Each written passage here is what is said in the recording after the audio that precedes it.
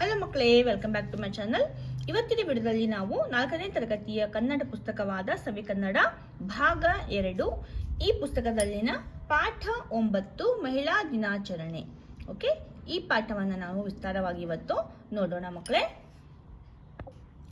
ಅಂದು ಬೆಳಗ್ಗೆ ಶಾಲಾ ಬಯಲಿನಲ್ಲಿ ಮಕ್ಕಳೆಲ್ಲರೂ ಬಹಳ ಸಡಗರ ಸಂಭ್ರಮದಿಂದ ಓಡಾಡುತ್ತಿದ್ದರು.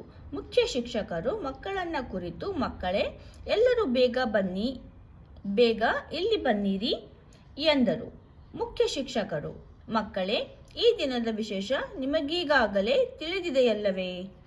ಮಕ್ಕಳು ಒಟ್ಟಾಗಿ, ಹೌದು ಗುರುಗಳೇ, ಹೌದು, ಇಂದು ಮಹಿಳಾ ದಿನಾಚರಣೆ ಎಂದು ನಿನ್ನೆ ನೀವೇ ಹೇಳಿದ್ದೀರಲ್ಲ.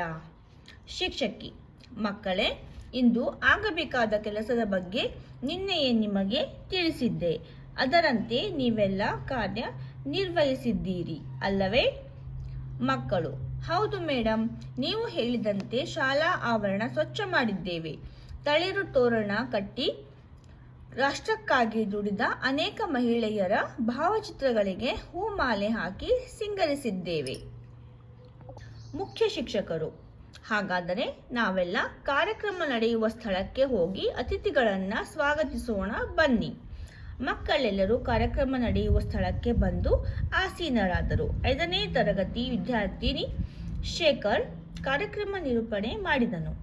ಸಭೆಗೆ ಆಗಮಿಸಿದ ಅತಿಥಿಗಳಿಗೆ ತಮ್ಮ ತಮ್ಮ ಆಸನಗಳಲ್ಲಿ ಕುಳಿತುಕೊಳ್ಳಲು ವಿನಂತಿಸಿದರು.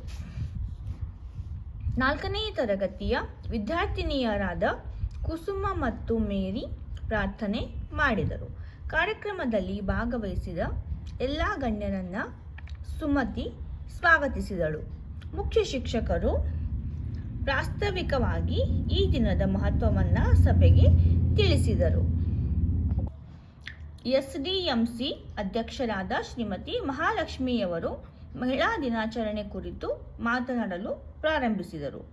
ಮಕ್ಕಳೇ, 1857 ಮಾರ್ಚ್ 8ರಂದು ನ್ಯೂಯಾರ್ಕಿನಲ್ಲಿ ಗಾರ್ಮೆಂಟ್ಸ್ ಕಾರ್ಮಿಕರು ಮಾಡಿದ ಹೋರಾಟದಿಂದ ಅಂತಾರಾಷ್ಟ್ರೀಯ ಮಹಿಳಾ ದಿನಾಚರಣೆ ಜಾರಿಗೆ ಬಂದಿತು.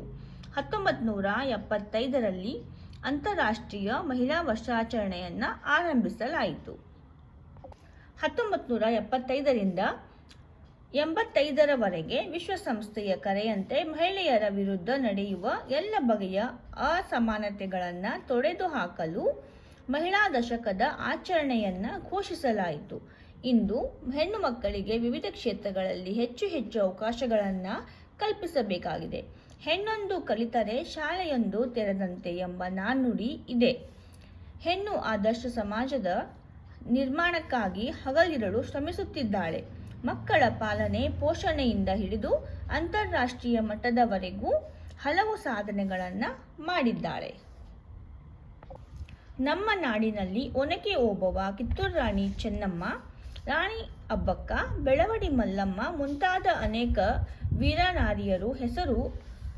ನಾರಿಯರ ಹೆಸರು ಅಜರಾಮರವಾಗಿದೆ. ಈ ಸಂದರ್ಭದಲ್ಲಿ ಒನಕೆ ಓಬವ್ವಳ ಬಗ್ಗೆ ಕಿರುಪರಿಚಯ ಮಾಡಿಕೊಳ್ಳೋಣ.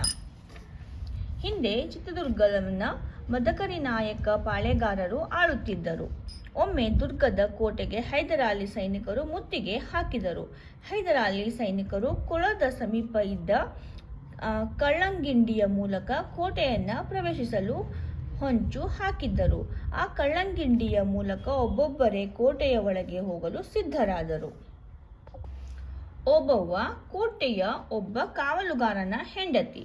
ಆಕೆ ತಣ್ಣೀರು ಕೊಳದ ಹತ್ತಿರ ನೀರು ತರಲು ಕೊಡವನ್ನು ಹಿಡಿದು ಬಂದಳು. ಆಗ ಕಳ್ಳಂಗಿಂಡಿಯ ಹತ್ತಿರ ಪಿಸುಗುಟ್ಟುವ ಧ್ವನಿ ಕೇಳಿಸಿತು. ಶತ್ರು ಸೈನಿಕರು ಕೋಟೆಯೊಳಗೆ ನುಸುಳಲು ಹವಣಿಸುತ್ತಿದ್ದರು. ಇದನ್ನ ಅರಿತ ಓಬವ್ವ ತನ್ನ ಗುಡಿಸಲಿಗೆ ಹೋಗಿ ಒನಕೆಯನ್ನ ತಂದಳು. ಕೈಯಲ್ಲಿ ಒನಕೆ ಹಿಡಿದು ಆ ಕಳ್ಳಂಗಿಂಡಿಯ ಮಗ್ಗುಲಿಗೆ ನಿಂತುಕೊಂಡಳು. ಒಳನುಸುಗಿ ಬರುತ್ತಿದ್ದ ಹೈದರಾಲಿ ಸೈನಿಕರನ್ನ ಒನಕೆಯಿಂದ ಹೊಡೆದು ಸಾಯಿಸಿದಳು. ಹೀಗೆ ನೂರಾರು ಸೈನಿಕರು ಹತರಾದರು. ಆಗ ಮದಕರಿ ನಾಯಕನು ದಂಡಿನೊಡನೆ ಆ ಸ್ಥಳಕ್ಕೆ ಬಂದನು. ಓಬವ್ವಳ ಸಾಹಸಕ್ಕೆ ಬೆರಗಾದನು. ದುರ್ಗವನ್ನ ರಕ್ಷಿಸಿದ ಓಬವ್ವಳನ್ನ ಕೊಂಡಾಡಿದನು.